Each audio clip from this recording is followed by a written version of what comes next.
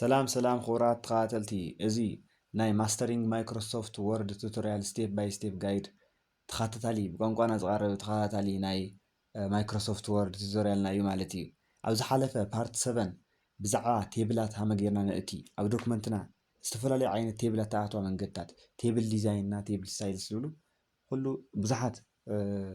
ጨናፍርና ብዙሓት ኣብነታት ብምግባር ተኸታቲልና ነርና። ኣብ ኢንሰርት ታብ ኣቲና ኩሎም እዞም ኣብ ኢንሰርት ታብ ዝርከቡ ናይ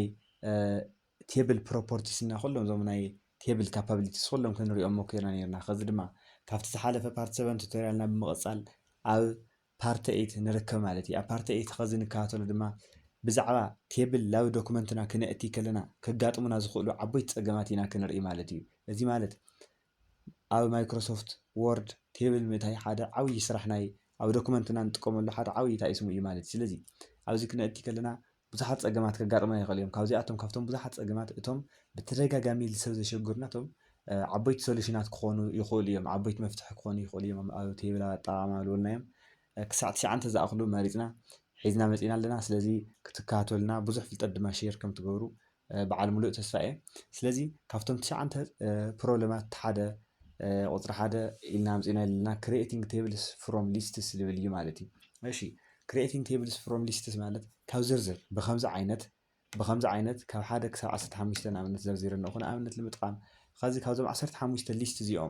እዚኦም ላብ ቴብል ንቕይሮም ተይልናሲ ብማይክሮሶፍት ኤክሰል ይከኣል እዩ። ግን እቲ ልከኣል ብሃመይ እዩ ኩሎም ዞም ኣብ ቴብል ዘለው ዳታ ኩሎም ላብ ኤክሰል ብምእታይ እዩ። ግን ሃምዚ ክኾን የብሉ ዳታና ብዙሕ ተኮይኑ ኩሉ እዚ ንኣብነት 200 ዝኣክል ናይ ሰብ ስም ዝርዝር ተሃሊና ኩሉ ላብ ቴብል ንምእታይ 200 ግዜ ክንፅሕፍ የብልና። ስለዚ ክኾን ዘለዎ እንታይ እዩ እቲ ሊስትና ብሃምዚ መልክዕ ነምፅኦማ ላብ ማይክሮሶፍት ብሃምዚ መልክዕ ነምፅኦ ወይ ሃምዚ ኢሉ ተፃሒፉ ተሃልዩ ድሓር ላብ ወርድ ባዕሉ ዳይሬክትሊ ብቴብል ፎርም ክቅይረልና ይኽእል እዩ ማለት። ስለዚ ብጣዕሚ ስራሕና ዘቕልልና ናይ ክሪኤቲንግ ቴብልስ ፍሮም ሊስትስ ዝብል ፕሮብለም ሶልቭ ዝገብር ሶሉሽን እዩ ማለት። ስለዚ እዚኣ ብኸመይ ክነግብራ ወይ ድማ ክነፈፅማ ንኽእል ዝብል ንርኢ። ስለዚ መጀመርያ ስራሕና ዝኾን እዛ ሊስት ኦፍ እዞም ናይ ዝኾነ ይኹን ማለት ኣብዚ ንኣብነት ሊስት ኦፍ ፍሩትስ እዩ ናይ ፍሩት ዓይነት እዩ ኣጋጣሚ ዘርዚርና ዘሎ። ካብዚኦም ኩለን ሰሌክት ንገብረን ኣብ ሆም ንኸድ ኣብ ሆም ታብ ከይድና መጀመርያ እዚ ናምበሪንግ ስታይሉ ናይ ዝርዝር ቁፅሪ ነጥፎ እየ ማለት እዩ። ልዛ ናምበሪንግ 1 2 3 ትብል ዘላ ክሊክ ንገብራ እሞ ትጠፍእ ማለት እዩ። ካብኡ እዚኣ ክሊክ ጌርና ምስ ኣጥፋእናያ ድሓር እንታይ ንገብር ኣብቲ ኢንሰርት ንኸድ ካብኡ ቴብል ንብላ ኣብ ቴብል ከይድና ኮንቨርት ቴክስት ቱ ቴብል ትብል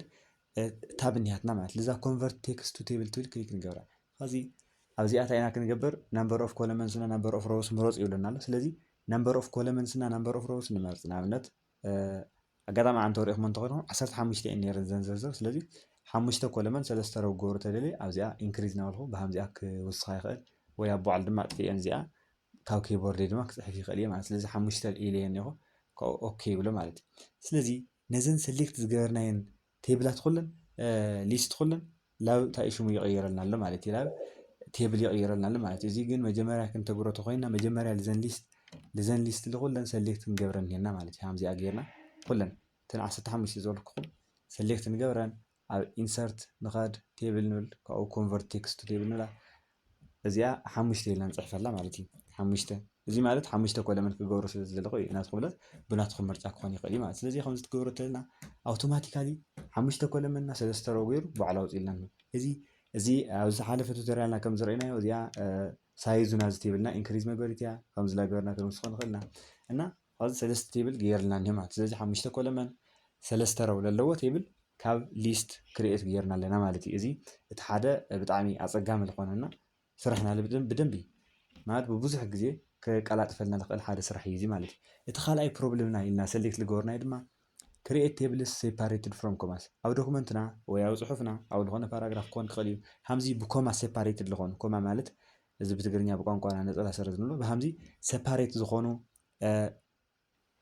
ሊስትስ ክህልውና ይኽእሉ እዮም። ዝኾኑ ዝርዝር ብኮማ ዝተፈለዩ ክህልውና ይኽእሉ እዮም። ስለዚ እዚኦም ላብ ቴብል ንቕይሮም ተይልና ከመይ ጌርና ንቕይሮም ዝብል ነገር ንርኢ ማለት እዩ። ስለዚ እዚኣ እውን ዘሴሞይ ኣዛ ኣባብ ሓደ ዓይነት መንገዲ ብዚ ላዕለዋይ ተጠቒምናዮ ሰሌክት ንገብራ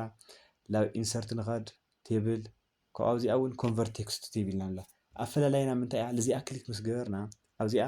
ሴፓሬት ቴክስት ኣት ልብል እንሄ ማለት እዩ። ኣብዚ እቲ እዞም ቴብላት እዞም ኣብ ዝርዝር ዘለዉ ዳታና እቲ ቴክስት ብኮማ ዝተፈልዩ ነበረ ዲላ ኣብ ቴብል ገብሮ ብታብ ድዩ ወይ ኣዘር ካሊእ ሴፓሬት መግበሪ ተሃሊና ንመርፀሉ እዩ ማለት። ስለዚ ኣብዚኣ ኣነ ኮማ ሲለያ ንኹ ኦኬ ክብላ እየ። ስለዚ እቶም ብኮማ ዝተፈልዮም ነበሩ ኣብዚኣ መሪፁ ባዕሉ ኣውፅኢለይ ማለት እዩ። ስለዚ ኣብዚ ብጣዕሚ ደስ በሃሊ ዝኾነ ፊቸርና ብጣዕሚ ኣብ ስራሕና ከቀላጥፈልና ዝኽእል እዩ ማለት እዩ። እዚ ኮንቨርት ቴክስት ቱ ቴብልስ ዝብል ማለት እዩ። ስለዚ ብከምዚ ዓይነት ብኮማ ተፈልዮም ነበሩ ብዝርዝር ናብ ቴብል ክቅይረለ ይኽእሉ ማለት እዩ። እቲ ሰልሳይ ፕሮብለምና ድማ ቴብል ጎዝ ኣውትሳይድ ኦፍ ዘ ፔጅ እዚ ማለት ማለት እዩ ብዙሕ ግዜ ካብ ዝተፈላለዩ ዶክመንታት ካብ ካልኦት ሪሶርሳት ካብ ኢንተርኔት ክኾን ክኽእል እዩ ካብ ናይ ካሊእ ሰብ መፅሓፍ ክኾን ክኽእል እዩ ዝኾነ ቴብል ሰደቓ ኮፒ ጌርና ተምፅእ ተለና ለው ዶክመንትና እንታይ ክገብረልና ይኽእል እዩ ኮፒ ጌርና ትመፅእ ተለና ሃምዚ ካብቲ ፔጅ ካብቲ ገፅ ወፂኡ ክኸድ ክኽእል እዩ ማለት እዩ። ስለዚ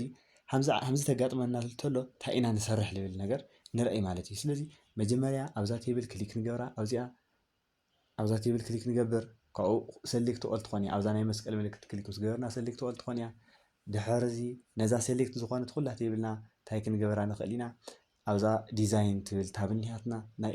ልዛ ቴብል ክሊክ ምስ ገበርና ዝመፀልና ዲዛይንና ሌይኣውት ልብላ ታብ ክልተ እኒሃና ማለት እዩ። ስለዚ ኣብዛ ሌይኣውት ትብል ከይድና ኣውቶፊት ንብሎ ካብኡ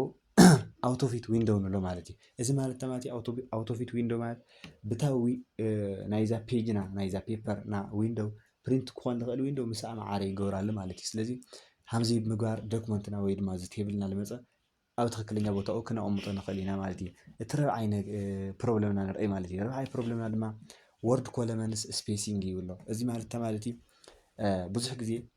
ኮለመንስ ዝተፈላለየ ዓይነት ኮለመንስ ኣብ ዳታና ክፅሕፍ ከለና እናፀሓፍና ከለና ስቕ ኢሉ ዝውስኽ ኮለመን እኒሆ ማለት እዩ። ከዚ እዚ ንምርኣይ ዝኣክል ንኣብነት እዚአን ንመልሰን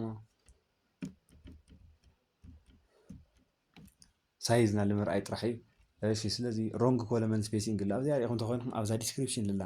እዛ ኮለመን እዚኣ ብዙሕ ፅሑፍ እኒህዋ ግን ኮለመን ግን ትክክል ኮይና ኣይኮነይ ማለት እዚ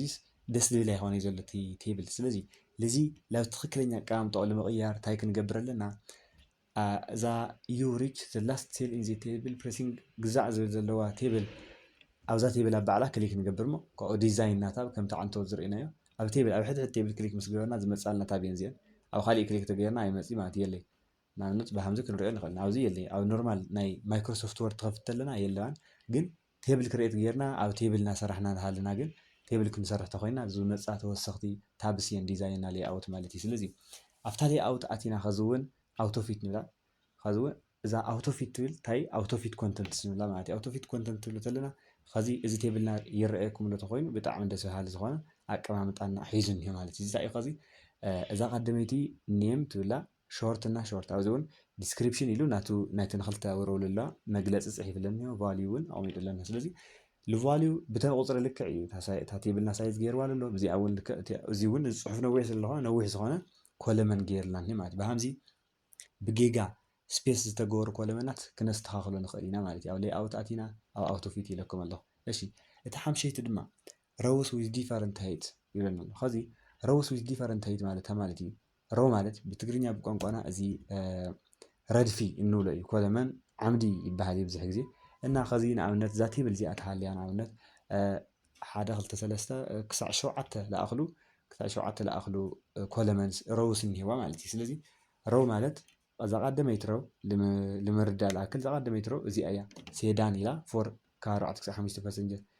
ካልአይቲ ሮው ድማ ሱቭ ኢላ እዛ ካብ 5 ክሳብ 8 ትብላ እዚኣ እያ ትኾንላ ማለት እዩ። ስለዚ ኣብዚ ሪኢና ተኮይና እዛ ሰልሰይቲ እዛ ሚኒቫን ትብልና እዛ ሓምሸይቲ ቫን ኤንድ ሎሪ ልብላ ሮዋት ዝተፈላለየ ስፔሲንግ ሒዘን እኒሃ እዚ ድማ ናይ ቴብልና ቅርፅና ሌይኣውት እዚ ስታይሉ ንእሽተይ ደባሪ ነገር ክኾን ገይርዎ ማለት ስለዚ ሓደ ዓይነት ንምግባር እንታይ ክንገብር እኒሄና ሳይዙ ሓደ ዓይነት ንምግባር ኣብዚኣ ክሊክ ንገብር ኣብ ሌይኣውት ንኸድ ኣብ ሌይኣውት ከይድና ንኣብነት ናይዚ ሮውና ናይ ሕድሕድ ሮው ከምዚ ጌርና ሄይቱ ወይ ድማ ቁመቱ ክንውስኸል ንኽእል ኢና ናይ ዘታሕተወይቱ እውን ከምኡ ቁመቱ ክንውስኸል ንኽእል ኢና ነገር ግን ቴብልና ብጣዕሚ ብዙሕ ተኮይኑ ንኣብነት ካብ ልዕሊ 500 ብዙሕ ማለት ካብ 100 ንላዕሊ ለለዎ ሮው ተኮይኑ ልሕድሕድ ከምዚ ክንገብር ኣይንኽእል ስለዚ ኣሕና ኣብዚ ክንገብሮ ለድልየና ነገር ወይ ድማ ብሓፂር መንገዲ ኩሉ ሓደ ዓይነት ክንገብሮ ንኽእል ኢና ማለት እዩ። ብሃመይ ልብል ተሪእና ኣብዚኣ እዛ መስቀል ምልክት ክሊክ ብምግባር ኩሉ ሰሌክት ንገብሮ ድሕሪኡ ዲስትሪቢዩት ሮውስ ልብል ማለት እዩ። ዲስትሪቢዩት ሮውስ ማለት ማለት እዩ እዛ ናይ ሓንቲ ሮው ስፔሲንግ ላብ ኩሉ ኣሰራጭየለ ወይ ድማ ዲስትሪቢዩት ገበራ ማለት እዩ ስለዚ ኩሉ ሓደ ዓይነት ረው ይኮን ኣሎ ማለት እዩ ብከምዚኣ ክሊክ ብምግባር ኩሉ እዚ ሓደ ዓይነት ኮይኑ ማለት እዩ እዚ ድማ ፅሑፎት ስታይል ንገብሮ ንኽእል ብኣላይንመንት እዩ ኣላይንመንት ማለት ኣብ ዝሓለፈ ፓርት 7 ቱቶሪያልና ንምርኣይ ከም ዝመኮርናዮ ኣብ ኣላይንመንት ከይድና እቲ ፅሑፍና ኣብ ውሽጢ ቴብል ባበይ ገፂ ወይ ድማ ባበይ ቦታ ዲስፕሌይ ክኾን ከም ዘለዎ ዘርእየና እዩ ስለዚ እዚኣ ኣብ ሰንተር ኣብ ሌፍት ብሃምዚ ዓይነት ክኾነልና ይኽእል እዩ ማለት እዩ ስለዚ እዚ ሮውስ ዊዝ ዲፈረንት ሄይት ዝተፈላለየ ዓይነት ሄይት ዘለዎም ሮውስ ከመይ ጌርና ሄይቶም መዓረ ንገብሮም እቲ ቴክስትና ኸ ዲስፕሌዩ ከመይ ጌርና ንቐይሮ ዝብል ብሃምዚ ዓይነት ጌርና ኣስተኻኺልና ኣለና ማለት እዩ ብኣላይንመንትና ብሌይኣውት እዚ ዲስትሪቢዩት ሮውስ ዝብል ተጠቒምና ኣለና ማለት እዩ ኦኬ እቲ ሸድሻይ እና ካብቶም ፕሮብለምስ ኢልና ላጠቐስናዮም ዝነበርና እቲ ሸድሻይ ድማ ኣብዚኣ ናትና ንርኢ ቴብል ሮው ብሬኪንግ እዩ ማለት ቴብል ሮው ብሬኪንግ ናይ ቴብል ሮው ንኣብነት ኣብዚኣ ታብ ኪል ትብል ሓንቲ ሮው እኒሃ ላብዚኣ ብፃዕዳ ልትበለት ካልአይቲ ሮው እኒሃ ኣብዚኣ ስልሰይቲ ሮው እኒሃ ከዛ ስልሰይቲ ሮው እዚኣ ግን ፔጅ ስለለኣኸላ ላብ ታሕቲ ተቋሪፃ እኒሃ ላብ ታሕቲ ተቋሪፃ ላብዚኣ ወሪዳ እኒሃ ማለት እዩ ንምርኣይ ዝኣክል ለኣ ንኣብነት ኢንተር ንበሎ ማለት ታሕቲ ኣብዚኣ ክሊክ ጌርና እዚ ቴብል ላብ ታሕቲ ክወርድ እዩ እዚ ቴብል ላብ ታሕቲ ክወርድ ከሎ ፔጅ ተኣኺልዎ እንታይ እዩ ዝገብር ተቋሪፁ ናብ ታሕቲ ዝወርድ ማለት እዩ ተቋሪፁ ናብ ታሕቲ ይወርድ ኣሎ ማለት እዩ ንኣብነት ንምርኣይ ዝኣክል ከዚ እውን ናብ ታሕቲ ወርድ ኣለኹ እዛ ቀዳመይቲ ታብኪ ትብል ሮው እቲ ዝተረፈ ፅሑፍ ናብ ዝወሪድና ማለት እዩ ልዕል ከብሎ እየ ንኣብነት ክርደና ምንተ ልዕል ከብሎ ክምኩር እየ ከምዛ ጌርና ንኣብነት እዚ ኢንተርቴልናዮ ንኣብነት ላብ ላዕሊ ከይዳና እዛ ታብ ከዚ ታብኪ እቲ ቦታ ስለለኣኸሉ ላብ ላዕሊ ከይዳና እዛ ሽፍት ኪ ኣብ ታሕቲ ተሪፋና ማለት እዩ ከዚ ቴብል ሮው ብሬኪንግ ዝበሃል እዚ እዩ ማለት እዩ ከመይ ኢንተር ትብሎ ዘለና ወይ ድማ ቴብልና ፔጅ ተኣኺልዎ ካብ ፔጅ ዝሓለፈ ኮንተንት ወይ ድማ ትሕዝቶ ተሃልይዎ እቲ ዳታኡ ላብ ታሕቲ ይለቁረፅ ማለት እዩ እዚ ነገር እዚ ካጋጥም ተዘይደሊናዮ እንታይ ኢና ክንገብር ኣለና ኣብ ባዕላ ኣብዛ ቴብል ክሊክ ንገብር እሞ ከዚ እውን ኣብ ሌይኣውት ንኸድ ማለት እዩ ከዚ ኣብ ሌይኣውት ከይድና እንታይ ኢና ንገብር ናይዛ ቴብል ክሊክ ንገብራ እሞ ኣብ ፕሮፐርቲስ ንኸድ ማለት እዩ ፕሮፐርቲስ ኢልና እንታይ ኢና ንገብር ኣብ ሮው ንኸድ ሮው ትብል ክሊክ ጌርና ኣለው ሮው ቱ ብሬክ ኣክሮስ ፔጅስ ትብል እኒሃ ላይና እዚኣ ትረአየኩም ላቲ ኮይና እዚኣ ማለት እዩ እዚኣ ኣለው ሮው ቱ ብሬክ ኣክሮስ ፔጅስ ትብልና እዚኣ ክሊክ ንገብራ ሞ ዲሰሌክት ንገብራ ኣለና ነጥፋ ኣለና ማለት እዩ ማለት እዩ ሮው ማለት ፔጅ ኮንተንትና ካብ ፔጅ ሓሊፍ ትኸድ ተሎ ካብ ገፅ ሓሊፍ ተሎ ይቆረፅ ነይሩ ቅድም ከዚ ግን ልለይ ምቑራፅ ግን ኣብ ፕሮፐርቲ ኣቲና ንዝረው ተኸልኺልና እንታይ ይኾነ ኣሎ ማለት እዩ እቲ ክቁረፅ ዝኽእል ዝነበረ ናይ ምቑራፅ ፕሮፐርቲኡ ኣግዲፍናዮ ወይ ድማ ኣሕዲግናዮ ኣለና ማለት ስለዚ ተኣኺሉ ይሰግር እዩ ተዘይኮይኑ ግን ኣይሰግርን ማለት እዩ ግን እዚኣ ንሕድሕድ ሮው እያ ትፈጥረላ ማለት ንኣብነት ኢንተርቴል እያ ከዚ ኣብዚ ብዙሕ ቦታ እኒሄ ግን እዚ ሽፍት ኪ ዝብል እዚ ቦታ እዚ ብምሉእ ስለዘይኣኽል ናብ ታሕቲ ተቆሪፁ ዓንተ ወይ ኣለው ብሬኪንግ ኢልና ኢልሃሊና ተስተኻኸልና ኢልሃሊና እዛ ሽፍት ታብኪ ኣብዚኣ ትመፅእ ሞ እቲ ዝተረፈ ኮንተንት ላብ ታሕቲ ይወርድ ነይሩ ከዚ ግን ልዚ ኢና ሰወድ ገይርና ኣለና ማለት እዩ ኦኬ እቲ መበል ሸብዓይ ፕሮብሌምና ድማ ቴብል ሄደር ሪፒት ዝብል እኒሄ ማለት እዩ ቴብል ሄደር ሪፒት ማለት ንኣብነት ኣብዚ ንምግላፅ ከም ዝመኮርክዎ ካብ 50 ናብዚ ላይት በልብ ዝብል ካብ 50 ሮው ዘለዎ ቴብል እኒሆ 50 ዓይነት ብጣዕሚ ሰፊሕ ዳታ ዘለዎ እና ብዙሕ ኮለመ እና ብዙሕ ሮው ዘለዎ ዳታ ትህልየና ተሎ ላብ ቴብል ዶክመንትና ወይ ድማ ላብቲ ዶክመንትና ነእትዮ ተለና ኣብዚኣ ታይትሉ ኢንዴክስ ፕሮዳክት ፕራይስ እና ፕሮዳክሽን ኪ ዝብል ነገር እኒሄ ማለት እዩ ስለዚ እዞም ኣርእስቲ እዚኦም ኣብቲ ካልኣይ ፔጅ ምስ ኸድና ግን ተቆሪፁ ኣብ 17 ወዲኡ ኣብ 18 መፂኡ እኒሆ ከዚ ኣብዚኣ ጀሚሩ ግን ኣየና እዩ ኔም እዚ እንታይ እዩ ስፒናች ዝብል ሲ እንታይ እዩ ሄድ ድዩ ኔም ድዩ ወይስ ኢንዴክስ ድዩ ፕራይስ ድዩ ምንም ንፈልጦ ነገር የለይ ማለት እዩ ስለዚ ልዚ ሶልቭ ንምግባር እዛ ዝለላ ሄደር ኣብ ኩለን ዘን ኣብ ሓደሽቲ ፔጅ ኢንተር ምስ በልናዮ ቁፅሪ ኣብ ሓድሽ ከኣቲ ምግባር እዩ እዚ ቴብል ሄደር ሪፒት ዝበሃል ማለት ስለዚ እዚ ከመይ ነሳኽዖ ንኽእል ተይልና መጀመርያ ልዛ ሄደር ሮው ሰሌክት ንገብራ ሕዚ እውን ኣብ ሌይኣውት ንኸድ ኣብ ሌይኣውት ከይድና ታይትል ሪፒት ሄደር ሮውስ ዝትብል በተን እኒሃ ለኣ ክሊክ ንገብራ ማለት እዩ እዚ ማለት ማለት እዩ ሕድሕድ ግዜ ቴብልና ናብ ሓድሽ ፔጅ ምስ ኸደ ቁፅሪ እቲ ሄደር ሒዝዎ ይኸድ ማለት እዩ ሄደር እውን ኣብኡ ይርከብ ማለት ንኣብነት ኣብዚ ናባዕሉ ሄደር እኒሄዎ እዚ እውን ናባዕሉ ሄደር እኒሄዎ እቲ ቁፅሪ ግን ኖርማል ካብዚ ይቕፅል ማለት እዩ። ካብዚ 17 እኒኣ ኣብዚ 18 ይቕፅል ኣሎ። ልዚ ንምርግጋፅ ላክል ኣብ ላዕሊ ኢንተር ተይልናዮ ኣብዚ እዚ ቴብልና ናብ ታሕቲ ተወሪድናዮ ማለት እዩ። ስለዚ ዓንቶ ኣብ 17 ኣቋሪፅ ነይሩ ከዛ ኣብ 11 ኣቋሪፅ ነው። ስለዚ ኣብ ሓድሽ ፔጅ 12 ቁፅሪ ክጅመር ነይሩ 12 እታ ኢንዴክስ ወይ ድማ እቲ ሄደር ግን ኣብ ዘለዎ እዩ ዝኾን ማለት ናብ ታሕቲ ኣይወርዲ ናብ ታሕቲ ኣይወርዲ ማለት እዩ። ደጊምኩም ደጋጊምኩም ኣብ ማይክሮሶፍት ወርድ ኣብ ኮምፒውተርኩም ብምእታው ብምምኳር ሓድሽ ፍልጠት ትረኽቡ ትኽእሉ ኢኹም። ከዚ እውን ኣውሪድዮ ኣለኹ ኣብ 7 ኣቋሪፅ ስለዚ ኣብዚ 8 ቆፅል ሂቦ እታ ሄደር ግን ኣብ ኣልሃሌት እያ ተቃሪ እዚ ድማ ሓደ ብጣዕሚ ስራሕና ከቃልል ዝኽእልና ኣብ ስራሕና ብደንቢ ክሕግዘና ዝኽእል ሓደ ፊቸር እዩ። እዚ ድማ 60 ፔጅ ከይዳና ናብ ባዕላ ሄደር ሒዛና ማለት እዩ። ኦኬ እቲ ሸምናይና ዓብይ ፕሮብለም ኣለውና ድማ ራፒንግ ኣራውንድ ቴክስት ዝብል ፕሮብለም እዩ ማለት እዩ። ራፒንግ ኣራውንድ ቴክስት ማለት ዝኾነ ቴብል ነእቲ ንሙክርና ከዚ እዚ ቴብልና ምስ ቴክስት ሃመይ ኢሉ ክኸድ ዝብል ነገር ንምርኣይ ንሞክር ማለት እዩ። እዚኣ ታ ራንድ ፋንክሽን እያ ራንድ ፋንክሽን ከምቲ ቅድም ኢሉ ኣብ ዝሓለፈ ቱቶሪያል ላርኢና ልመፃና ባይ ዘ ዌይ እዞም እዚ ቱቶሪያል እዚ ሲሪየስ ቱቶሪያል ብቅደም ሰዓብ ዝኸድ ካብ ዝሓለፈ ክሳዕ ከዚ ናቐፀለ ዝኸድ ቱቶሪያል ስለ ዝኾነ ኩሉ ካብ ቅድሚት ጀሚርና እናተምሃርና ልመፃና ከምልጠኩም የብሉ ብደንቢ ኣብ ቱቶሪያል ማስተር እዚ ማይክሮሶፍት ወርድ ማስተር ንምግባር ዘኽእሉ ክእለታት ኩሎም ጥልቕ ብለለ ኣመሃህራ ኢና ንቕፅል ኣለና ማለት ስለዚ እዚኣ ኣጋጣሚ እዚኣ ክደግመልኩም እየ። ካብ ቀፃሊ ግን እቲ ቅድሚት ተምሃርናዮ ናይ ምድጋም ዕድልና ልናኣሰ እዩ። ምክንያቱ ላበዝሕና ግዜ ስለለይ ኣክል ላደገምና ለይ ክንኸድ ንኽእልና ስለዚ ናይ ዝሓለፈ ቱቶሪያል ትምህርቲ ሓሊፍኩም ናይ ቀፃሊ ለይ ክርደአኩም ስለልኩ ብደንቢ ላተምሃርና ክንቐፅል እኒሄና ማለት ስለዚ ራንድ ቴክስት ንምንታይ ዝጠቅም ማዓረ እዩ ኢልና ራንድ ማዓረ እዩ ኢልና ራንድ ቴክስት ከምዚኣ ጌርና ንፅሕፍ ሞ እዚኣ ኢንተር ምስ በልና ራንደም ዝኾነ ማለት ስኢሉ ግምታዊ ዝኾነ ካብ ዝኾነ ቴክስት እዩ ሒዝልና ንመፅእ ንእሽተይ ፓራግራፋት ንኣብነት እዚ 5 ፓራግራፍ ካብ ዝኾነ ኣርእስቲ ሒዝልና መፅኡ ነው። እዚ ናይ ባዕሉ ሓደ ገራሚ ፊቸር ናይ ማይክሮሶፍት ወርድ እዩ ማለት እዩ። ቪዲዮ ፕሮቫይድስ ፓወርፉል ዌይ ቱ ሄልፕ ዩ ኢምፕሩቭ ግዛዕ ይብሎ ስለዚ ሳምፕል ንመምሃሪ ወይ ዲዛይናት ንምምኳር ወይ ኣብ ዶክመንትና ብዛዕባ ዝኾነ ርእሲ ንምእታይ ይጠቕመና እዩ ማለት እዩ። እዚ ከዚ ኣብዚ ሓንቲ ቴብልና ኢንዴክስ ካብ 1 ክሳብ 4 ፍሩት ኣፕል ባናና ኦሬንጅ ካብኡ ዋግኦም ድማ ብዝርዝር ሒዛትልና ዝሓዘት ቴብል እኒሃ ማለት እዩ። እዛ ቴብል እዚኣ ላብ ቴክስትና ክነእትያ ተልና ኣብዚኣ ሰሌክት ብምግባር ላብ ላዕሊ ከምዚ ብምጉሳስ ክነእትያ ንኽእል ኢና። ኮ ግን ኣብዚ እንታይ ክህሊ ይኽእል እዩ ኣብ ሌይኣውት ሞ ንኸይድ ፕሮፐርቲስ ከይድና ኣብ ቴብል ንኸድ ማለት እዩ። ናይዚ ቴብል እዚ ፕሮፐርቲስ ዝሓዘልና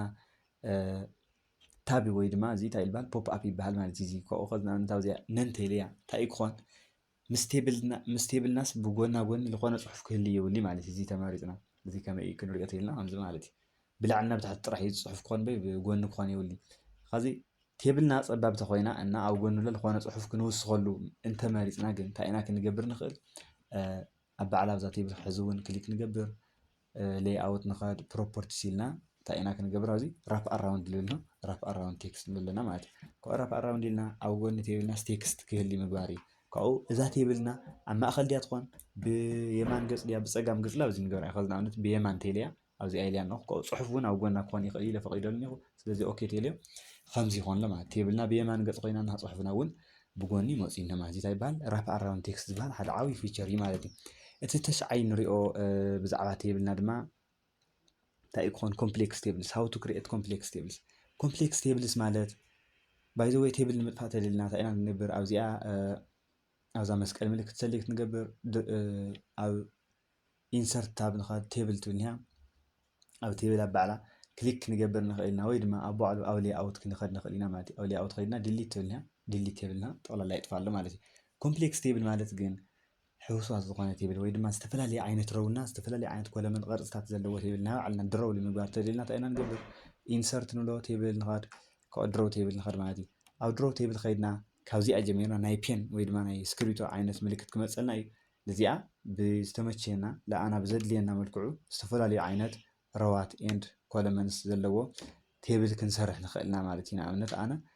ሃምዛ ዓይነት ቴብል ዘለዎ ሃምዛ ዓይነት ኮለመንስ ኤንድ ሮውስ ዘለዎ ቴብል ክሪኤት ክገብር ተደልየ ናይ ባዕለይ ዝኾነ ማለት እዩ።